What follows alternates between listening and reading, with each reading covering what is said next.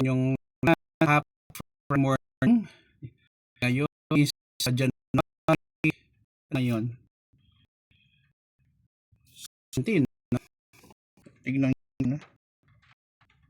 16 pa lang pala guys. So, January 16, 2020. So, medyo umuulan dito sa lugar namin, no? Sa Occidental, medyo lumalakas na. Ano ba ang topic natin for today? Ito guys, no, para po ito sa lahat, bata, matanda. Dapat natin tandaan guys, money is just a tool. Alam nyo guys, marami sa atin ang nagsasabi ko marami kang pera, happy ka. Depende yon sa tao kung ang kanyang happiness ay nabibase po sa pera. Ang pera guys, para sa akin ay isang kagamitan po. Magamit natin bili, pagbayad ng mga serbisyo, at makatravel tayo, may mga options tayo sa buhay. Yun po ang pera para sa akin. Pero kung tatanungin nyo ako, if money can replace quote unquote real happiness, hindi po. May mga bagay sa mundo guys na hindi mabibili ng pera. Una-unang dignidad ng tao. Akala ng ibang tao na mayaman, may pera, pwede nila mabili ang dignidad ng isang tao. Hindi po yon. Walang kapalit na pera ang dignidad ng isang tao. Ang buhay ng tao wala ding kapalit. Pero tanong nyo, bakit may mga taong pinapatay? Siguro may kasalanan or may mga atraso, yon po. Huwag nating gawing Diyos ang pera. Kasi po, kung gawin natin Diyos ang pera, ang mangyayari kasi gagawa tayo ng mga bagay na hindi maganda just to chase money.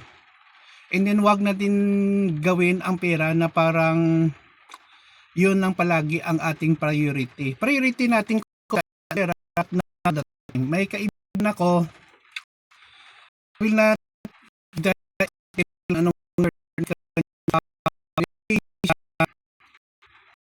pagad no para sa lang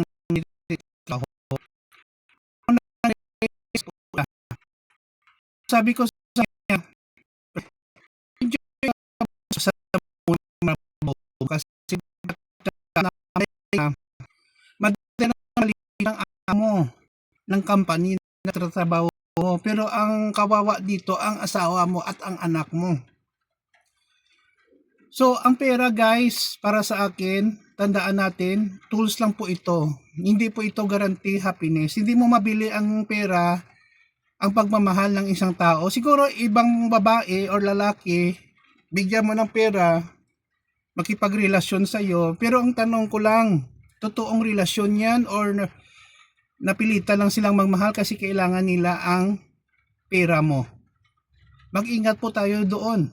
Kasi by the end of the day, kung maubos ang pera mo, most likely, iiwan ka rin yan.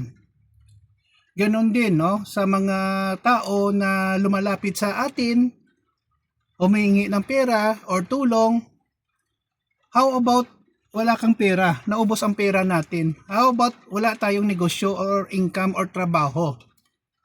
Most likely, kung tayo naman ang nangangailangan, hindi natin sila pwedeng lapitan. So ingat po tayo, tandaan natin ulit, ang pera is just a tool. Yun lang po guys, maraming salamat sa inyong pakikinig at panonood sa aking page. Please follow me in my YouTube and Facebook page, no? Thank you guys, ingat po tayo lagi, stay humble, manalangin tayo at gawin natin ang makakaya natin as long that we have the capacity to do it. Na huwag mawala ng pag-asa, gawin ang lahat. Yun lang po guys. In the rest, iwan natin kay Lord, no? So ito naman pong kaibigan nyo, paalam guys.